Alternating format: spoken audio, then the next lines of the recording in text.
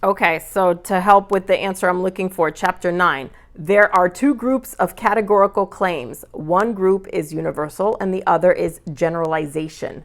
The universal has a positive and negative. The existential has a positive and negative. For example, all people are happy is a universal positive generalization. No person on this earth is happy is a negative universal generalization. Some people are happy is a positive existential generalization, and some people are not happy is a negative existential generalization. The takeaway to begin practicing right away is to catch when you use universal and, in other words, absolute statements. And then stop doing it. Stop using absolute statements. So think when you speak to family and friends. If you tell your family member you always make noise, sometimes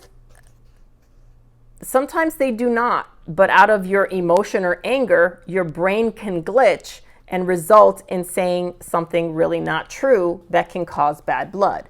So this happens a lot. Let me repeat it. You always make noise.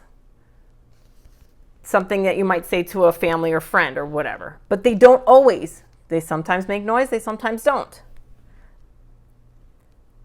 So, more important now, if you tell yourself, this is where I want your brain to start realizing and changing and molding, and it's neuroplasticity, it's called. If you tell yourself, I am always late in your head, you likely will be late very often, but you can change that in an instant. Change the direction to focus on the positive.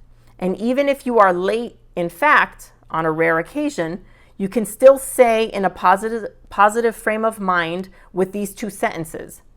I am on time. I am not on time. Notice how the absolute or universal is omitted. I am on time is not I am always on time. That stresses you too. When you put in an absolute like I'm always on time, that gives added stress. That's the point I'm making here.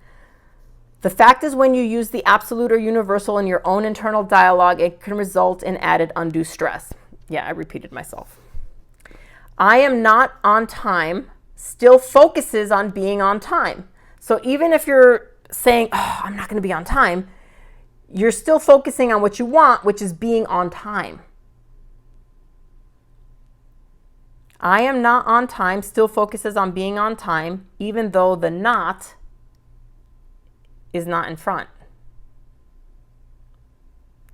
So even if you're not on time or you're on time, you're focusing on your want, which is being on time.